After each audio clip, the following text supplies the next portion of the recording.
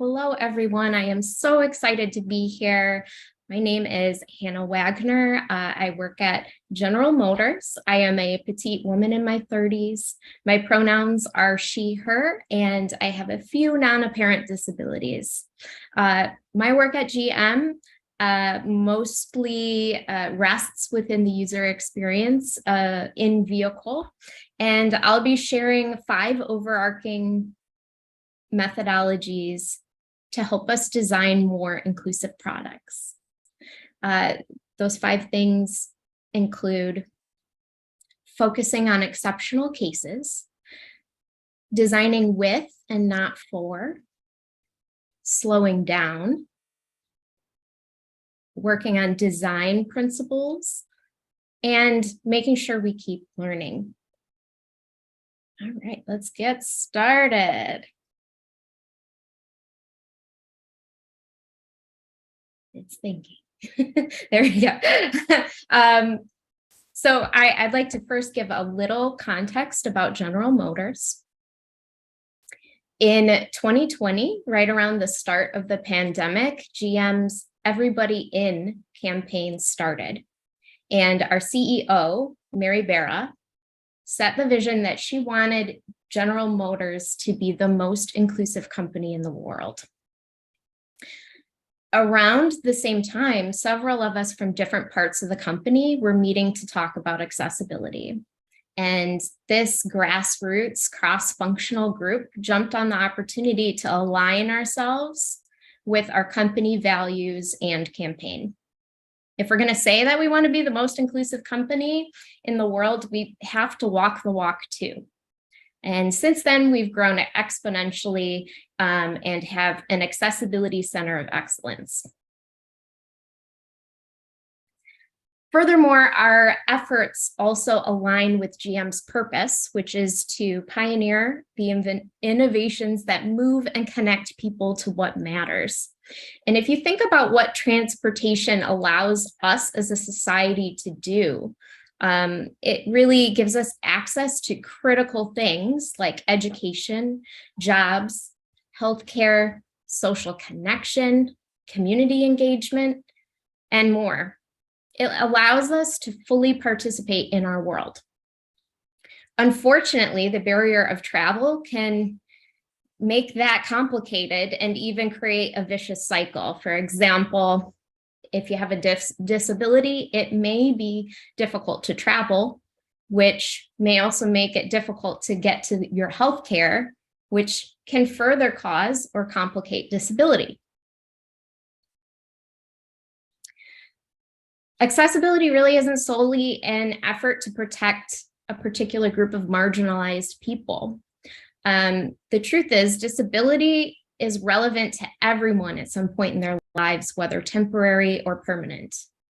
All people are variable over the course of their lives. So I know we talk a lot about ADA compliance or WCAG compliance here at this conference, but I wanted to touch on that compliance and inclusive design really are parts of the same whole of accessibility. Compliance or inclusive design by themselves are rarely enough. You must have compliance for people to equitably experience inclusive design, and you also don't want to just stop at the bare minimum.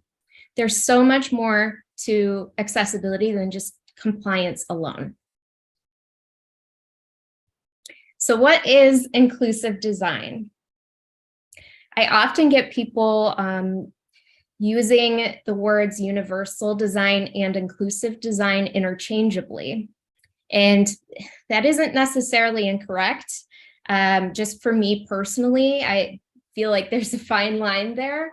I like to use the example of the iPhone. When the iPhone first came out, everyone was so excited about this new innovation, and it was designed to be super intuitive for a lot of people. It was one solution for everybody. And now the iPhone has so many more customizations that can allow even more people to participate. So really, inclusive design is designing a diversity of ways to participate so that everyone has that sense of belonging. So let's look at the what I call the inaccessibility cycle. We kind of have this circle here, and we'll start from the top. Let's start with inaccessible product. Let's say a doorway that isn't very accessible to wheelchair users. Because of that inaccessibility, disabled people are unable to participate, which makes them less visible to the public. And then often disabled people are seen as an outlier or a rarity. And so designers tend to think, oh, well, there's no need to consider them. They're an edge case. It's not, the majority of people. And then that informs the newer design, which is going to be inaccessible as well. So how do we change that? Well, of course, we can start with hiring. That's not what this talk is about, but I feel I need to mention it. The reality is white, non-disabled men are dominating in tech and in buying power. So while we may not purposefully make nefarious design decisions, we tend to design for what we know, which is ourselves. So in some diagrams here, I have 66% of people working in tech are white, 75% are men, and 95% are identifying as non-disabled. I want to mention that the 95% is specific to GM.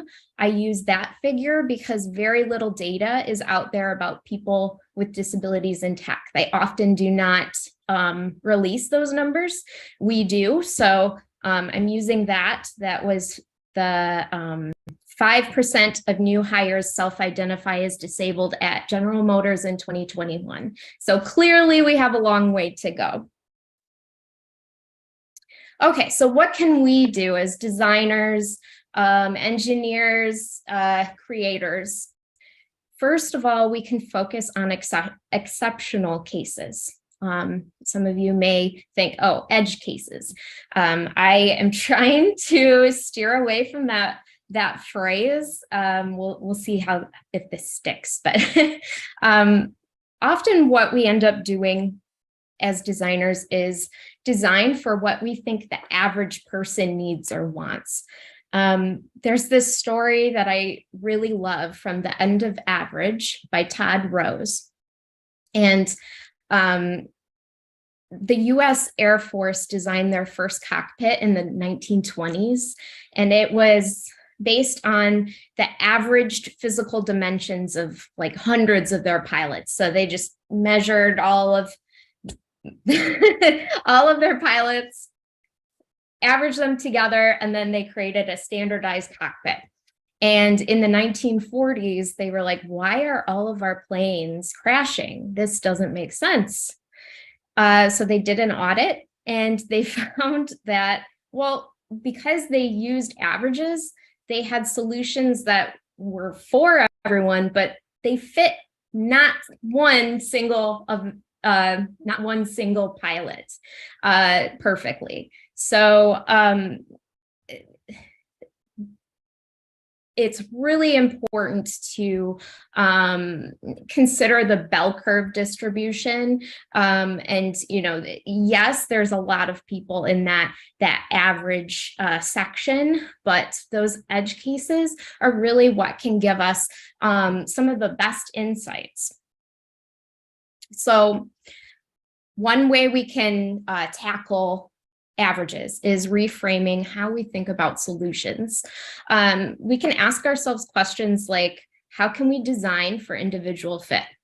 I forgot to mention that they went back to those US Air Force planes, and they created a bunch of customized parts to their cockpit. And that's exactly why we have customized seats in vehicles, because they originally came from that situation.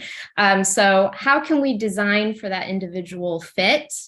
How can we create solutions that change over time with our users? Again, users are dynamic, they change, or people. And then lastly, design for one and extend to many.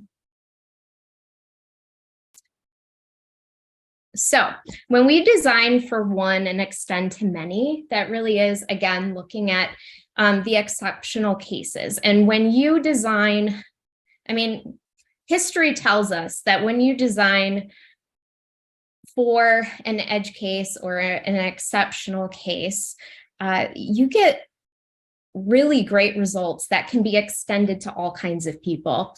Case in point, typewriters, curb cuts, of course, bendy straws, recliner chairs, audiobooks, texting. I could go on. All of these things started as a solution for a person with a disability and now is ubiquitous across our culture as a whole. So designing for those exceptional cases really helps us innovate. If we focus on the average, we're going to get average solutions. Secondly, we want to design with and not for. Disabled people and all people have their own lived experiences. If we don't make the efforts to understand other people's lived experiences, we're going to create designs that just work for us. Or worse, we're going to create stereotypes of what we think other people want or need. So this brings us back to the phrase from the disability rights disability rights era, with the phrase, nothing about us without us. We want to avoid assumptions and check our own subconscious biases. The disabled community has a rich, valuable culture of its own, and they don't need to be fixed. This community is proud of who they are, but they just desire the same things that we all do. So one way that we can not leave anybody behind is give them a seat at the table. And that looks like, well, other than hiring people with disabilities, that looks like co-design. Co-design is the method of actively including those with lived experience into and ideally throughout the design process. So again, that is a process, not an event. You don't want to bring somebody in for an empathy interview or observational testing or any of the user testing or other touch points just once. We need to do it over and over and over again and have that conversation and do these activities together. They are a partner, not just a transaction or somebody that you pull in for an extraction. We don't want to just take their good ideas and leave them in the dust. That's not what we're here for. And once a person with a lived experience is no longer in the room, they no longer have a voice. So it's so critical that they are included throughout the process as much as possible.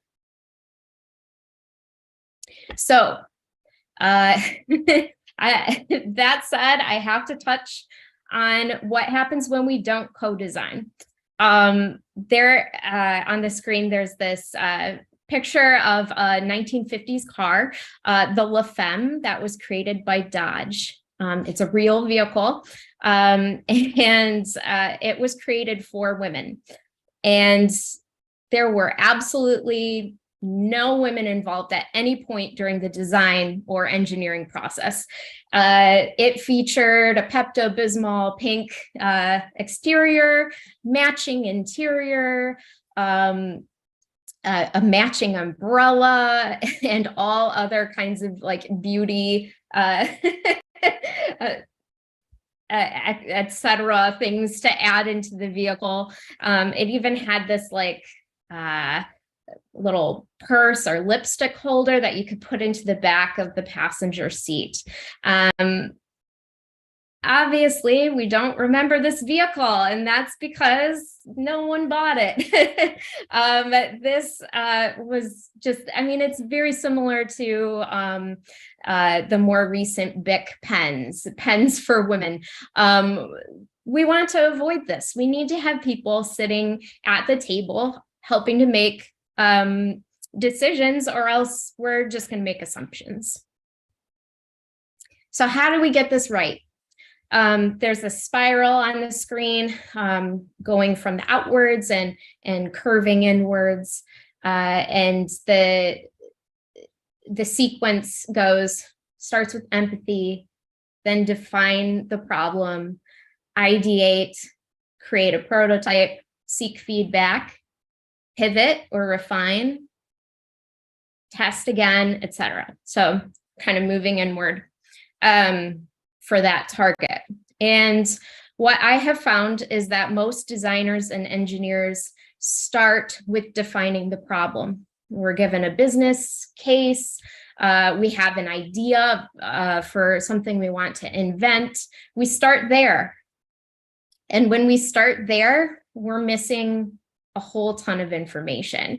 So what we have done is start with empathy. We need to take that step backwards and start to have empathy work before you even define a problem. So that looks like interviews, observational walkthroughs, mental modeling,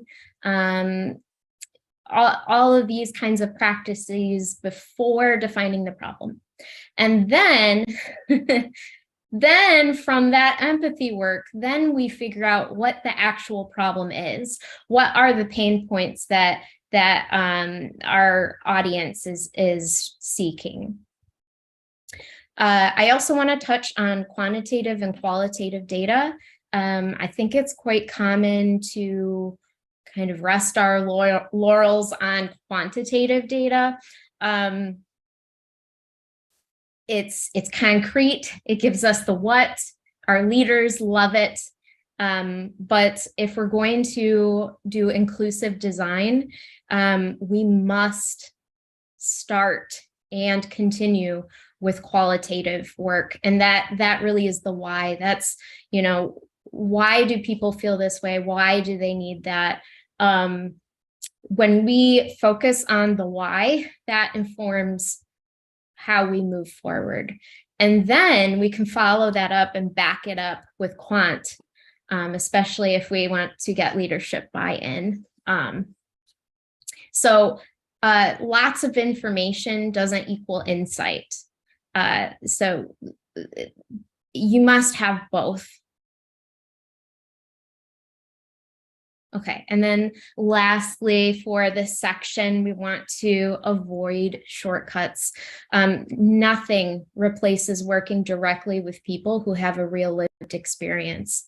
There's a small list here of things that may be useful supplementally, but they cannot totally substitute a real lived experience. So things like Chat GPT or other generative AI experts, caregivers, online research, quantitative data, as I've said earlier, disability simulation, and user personas. Just touch on a couple of these. Generative AI can produce logical sounding content, but what it produces can be totally incorrect and can be, is biased and sometimes stereotypical. For disability simulation, if you don't happen to know what that is like a person putting on a blindfold to try on blindness, or sitting in a wheelchair trying to see what it's like to be in a wheelchair, and that is frowned upon in the disabled community. It's not the full experience, and it can give you an unrealistic understanding. So we want to avoid that. And then lastly, user personas. Generally, how those are created, you're imagining someone else's lived experience. You're creating a kind of a demographic, like, oh, this white woman in her 30s, she has a job, and like all of those things. Well, that can lead you to making inaccurate assumptions. So the best thing, if you must have user personas, do that empathy work, talk to people with disabilities, and then base that persona off of what you've learned from real people. Okay, so the third thing we want to go through is slow down. In the age of Agile, it's important to pre-plan time in sprints to do the necessary co-design work. Engaging on a human level with others takes time. You have to build a rapport. You can't slow down your company necessarily, but you can build in the sprints. And if you build in those sprints, then you aren't going to say, oh, gee, I ran out of time. Along the lines of slowing down, at this point, when I'm talking to people about inclusive design, there's usually a whole bunch of questions with concerns like, what if I say the wrong thing and I offend somebody? I don't know the right terminology. How do I find people to talk with? Unfortunately, we have to embrace the unknown. We all make faux pas. I've made them. I know every speaker here today has made them. And the important thing is to, if you do make a mistake, you apologize when it happens. And then once you know better, you do better. And there are so many resources out there to learn, what is the correct terminology. There's this conference to really learn some of the answers to this. So just utilize your community here and utilize as many resources as you can. So one thing you can do, if there is one skill to work on to improve the accessibility of your products, it is working on empathy. I know it's a squishy skill and it may seem not as important, but it is the entire crux of it all. So familiarize yourself, humanize, and engage the disability community appropriately. This is a wholehearted practice, and we need to remember to stay mindful of our actions and our words, focus on the common ground. People are people, no more, no less. There's this great quote by Alexander Denhyer that goes, when a flower doesn't bloom, you fix the environment in which it grows, not the flower. It is on us to fix our solutions to include everyone, not create designs for people that fit into our idea of normalcy. Most people who identify as disabled don't see themselves as tragedies or that there's anything wrong with them. So we are not trying to fix them. We are trying to fix our products to fit their life and their needs and their wants. So continuing the story of slowing down, we want to think it through. We want to follow current disability etiquette. There's some great resources on that. I have a few at the end. Be sensitive to the disabled cultural climate. Sometimes it's not the right time to talk about certain things. It just depends on what's happening in the world, just as any other subject. And then the tone you set internally and externally is absolutely critical. We don't want to inspirationalize others. So what I mean by that is if you're praising someone for just living their life with a disability, don't do that. If that person who is disabled won their first gold medal as a Paralympian, yeah, absolutely celebrate that. But people with disabilities don't need or want praise just for living their lives. Secondly, don't pity. Nobody likes to be pitied. Disabilities in and of themselves are not sad or tragic. And then don't patronize. So often, especially with cognitive disabilities, someone may kind of talk down to them or even talk to, say, their caregiver or whoever they're with instead of them. Don't talk to people like they're children. Assume competence. And then lastly, for slowing down, have a get it right over get it done attitude. So make sure you're pursuing accessibility and inclusion for the right reasons. We want to get this right the first time. And that often means fostering trusting, cooperative relationships, and that can take time. Building time, as I've said before, for empathy and feedback right from the start. Actively searching yourself for knowledge gaps. And then don't force the solution, listen to it. So you might have this idea of what you think is a phenomenal innovation. And then when you do your empathy work, you realize it really isn't what they need. Don't force that solution. It will become obvious what the solution should be through the empathy and user testing if you do it right.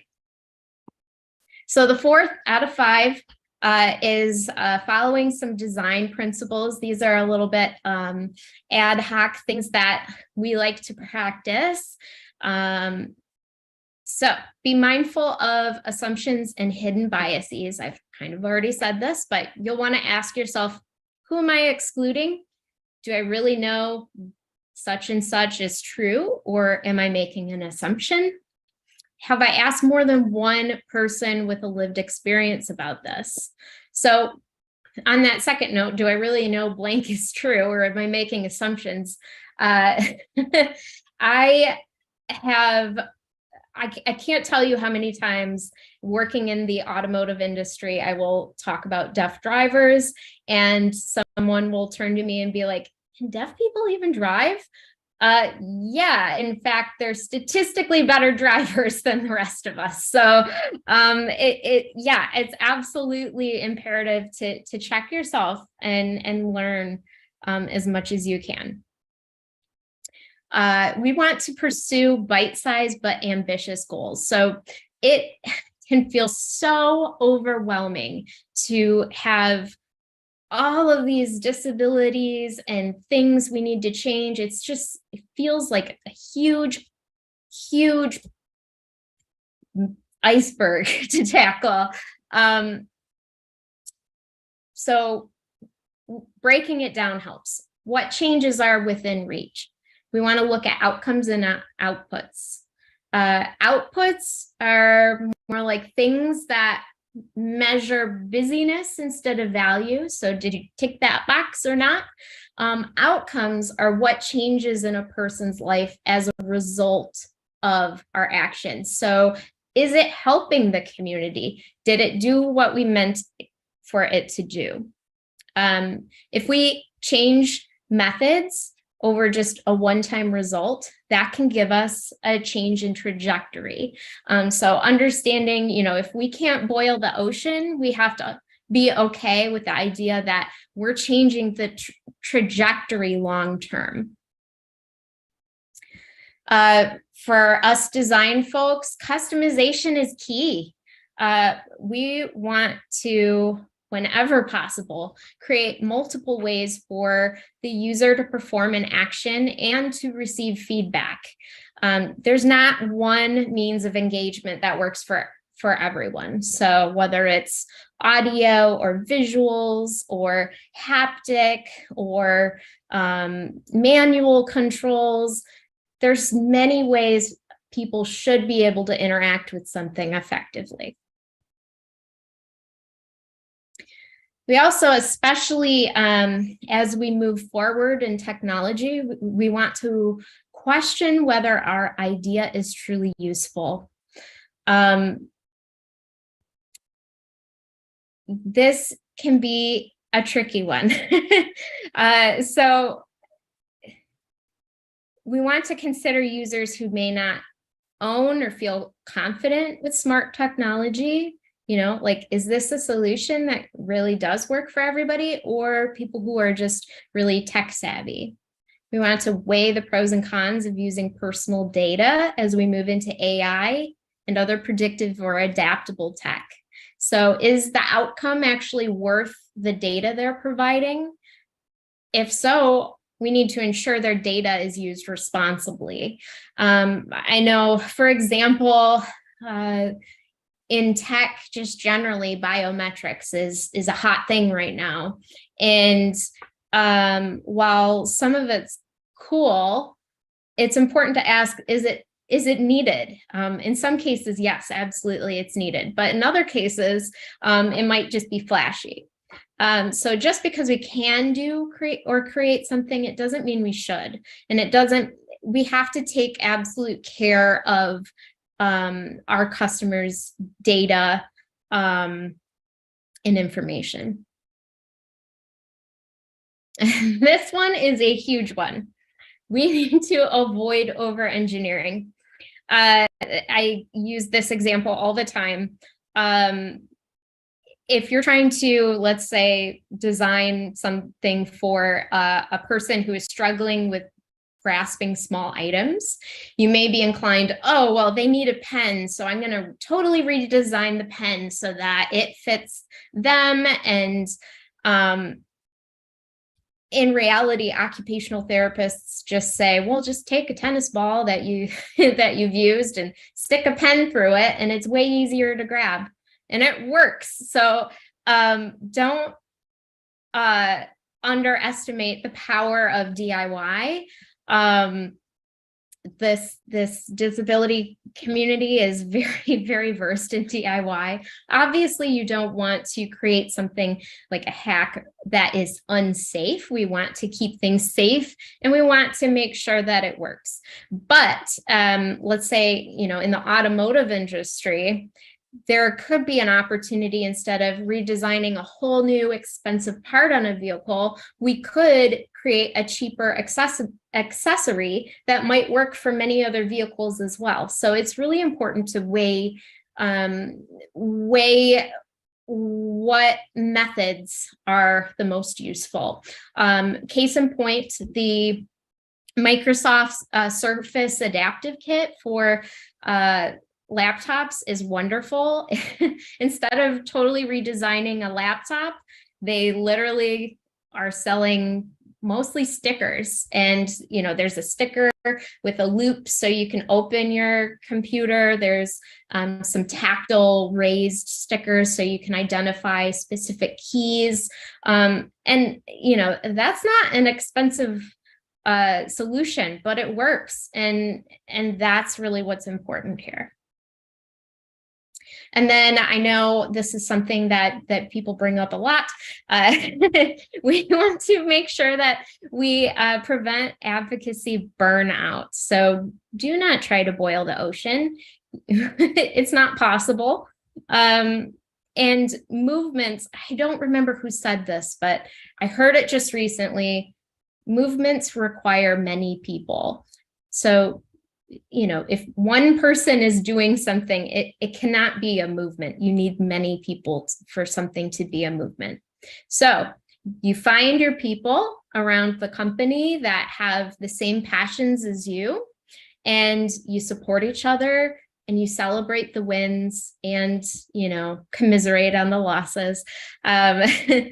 You find joy in connecting with humans, and that's right. When I say co-design, I mean, yes, designers, you should be a part of that research, that empathy research. You should not just be looking at the end results. You should be making those connections yourself, obviously with a research team, so you can do it right. But and then lastly, absolutely must unplug. Put the computer away, put down your phone, and stop thinking about accessibility sometimes. Like, we cannot continually think about accessibility 24/7, or we will absolutely burn out. So take care of yourselves. And then our fifth and last thing that we can do to create more inclusive designs is to keep learning. Disability culture and understanding is constantly evolving. It's not a static endeavor. The people we're designing for are dynamic, and they are the experts, not us. So we can only do the best until we know better. And then when we know better, we do better. And how do we know better? We keep learning. So I have included here, you will find this if you download my slides. There are a bunch of resources that I've put on here that I think are wonderful starts to designing inclusively. Of course, if you have extra questions, you can reach out to me as well, but really try to learn from the community, but also learn from as many means as you can. The good news is you don't have to know it all. If you approach accessibility with a learning mindset, you're already halfway there. Thank you so very much for joining me today. I am absolutely thrilled to have been able to talk to you. I hope that you found my talk useful, and I'd love to answer some questions with the time we have left.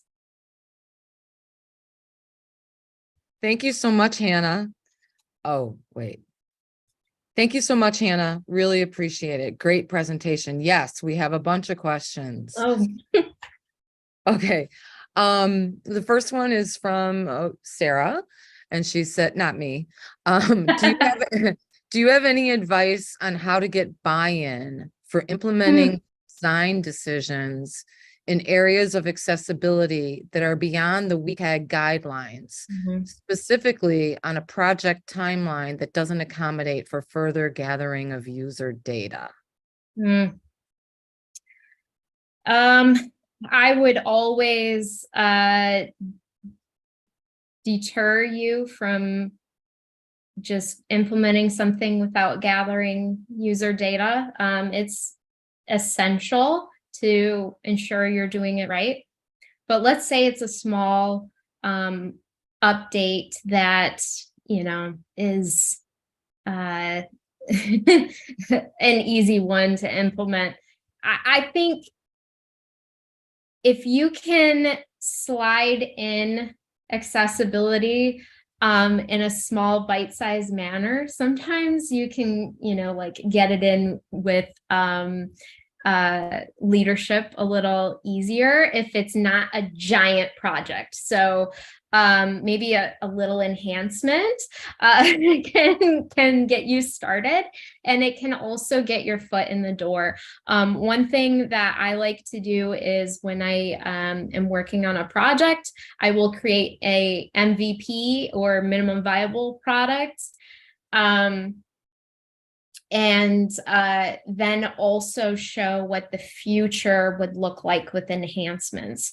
And with that MVP, then you might be able to get your foot in the door a lot easier, rather than showing the full hand of the future.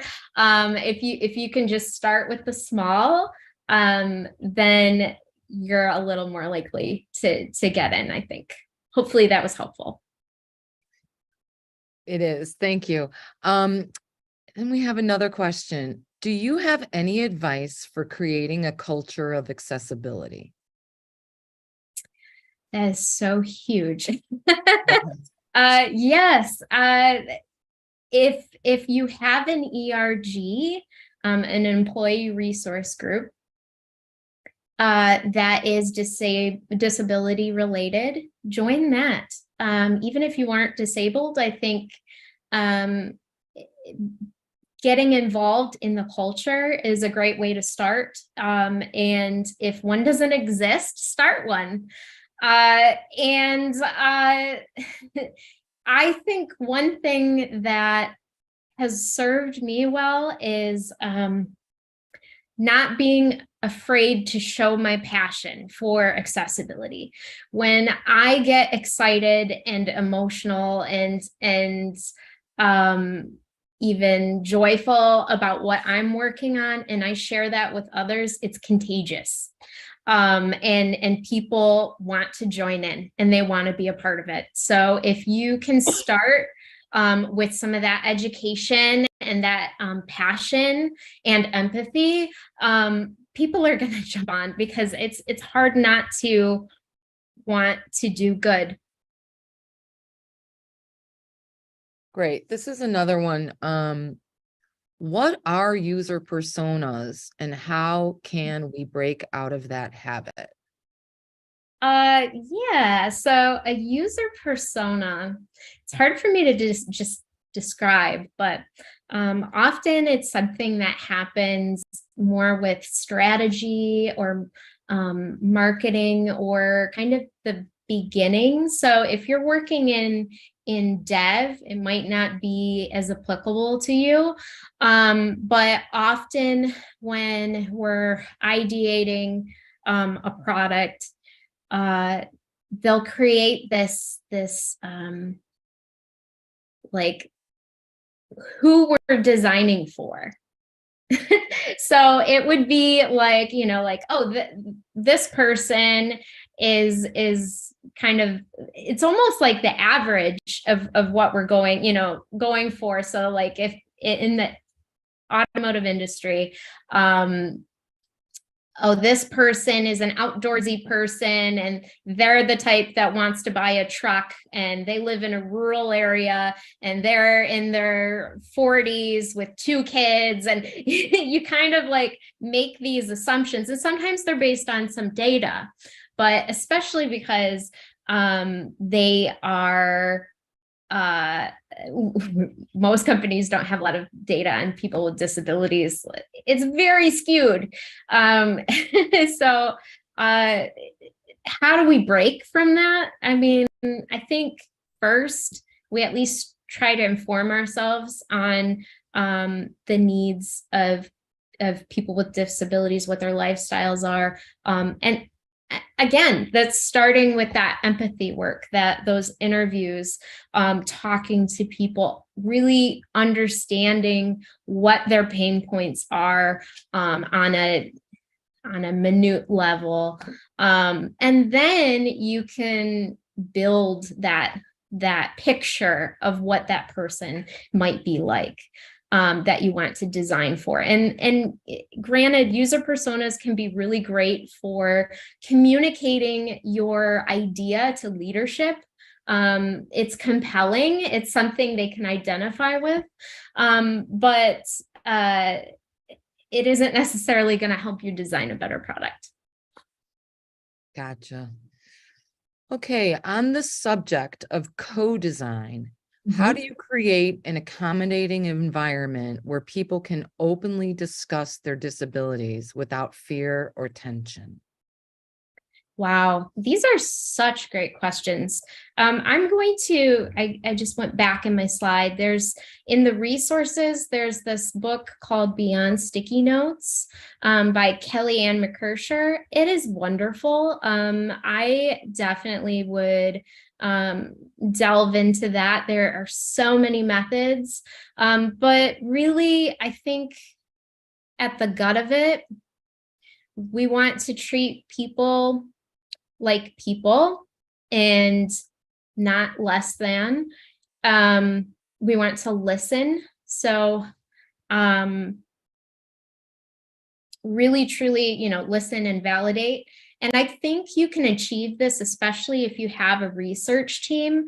They already know some of these skills of how to interact with others without causing bias and things like that. So when you partner with somebody who is from research, it'll help because they have a little more experience with talking with people in a controlled space. But honestly, I mean, just use your empathy skills. And then, the other book that would be excellent for this is Demystifying Disability by Emily Ladot. She talks about all the nuances and disability etiquette and all of these types of things that can help you feel more comfortable talking about disability. Cool. Do you have any tools you could recommend for testing with people who have disabilities? So many of the prototyping tools are not accessible themselves, which makes doing these early types of prototype and design testing with people who use assistive technology very difficult. That's also a great question. We are trying to make updates to our own tools. Currently, we're using Stark, but I think there's several out there. I think Stark for us works great because it's a plugin and it can be used with several of the programs that we use. So it works well for us, but granted, it depends on what software you're using. Yeah, sorry. Hopefully that's helpful. What does Stark do? So it has different functions where you can check contrast and if you're colorblind and some of those other things. And I know that they're expanding their like portfolio of things that you can check as well. So that's super helpful if you're just looking for like a quick check within your own software. Obviously, if you're trying to go beyond, there's Sarah, I'm going to give you a plug. The DQ is great for that kind of thing. There's many groups that do that. But if you're looking for just, like checking your own work, Stark is what we use. I think I know the answer to this one, but Okay. Does GM have any disabled designers? Yes. So I have non-apparent disabilities. So I guess that's the easy answer. But yes, we do. We have, I wish I remember the number of how many people are in our ERG. Certainly over, I think, 1,000. But and those are like active people. And I meet people all over the place. I have a really great friend, John and Eli. They work in different parts of the company. John is in human factors. So he's looking at essentially, measurements and making sure things fit other people. And he is a quadriplegic. There's all kinds of people. So it really is a great community and it's growing. We are doing our best to grow how many disabled people we're hiring. It's a long kind of arduous process of figuring out the best ways to do that. We're still learning and growing in that way, but it's an exciting time that I even have the ability to work with such a diverse group of people. It's one of the joys that I have at General Motors. Okay, one more question. Sure. I am a qualitative researcher that is embarking on a foundational diversity and inclusion project for a large company. Okay. Big, broad research. Could you talk a bit about how to include people with disabilities in a participant sample in a way that doesn't feel anecdotal? there are so many permutations about those with disabilities that I don't want to do something inaccurate here.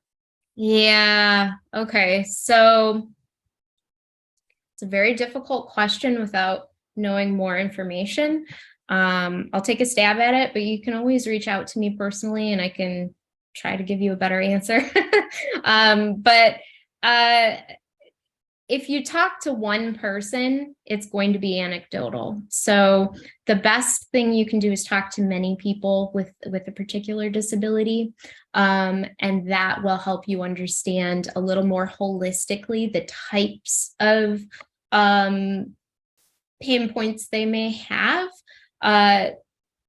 Obviously, you know, it's different for every individual, but you can at least get a good feeling for what is a common pain point.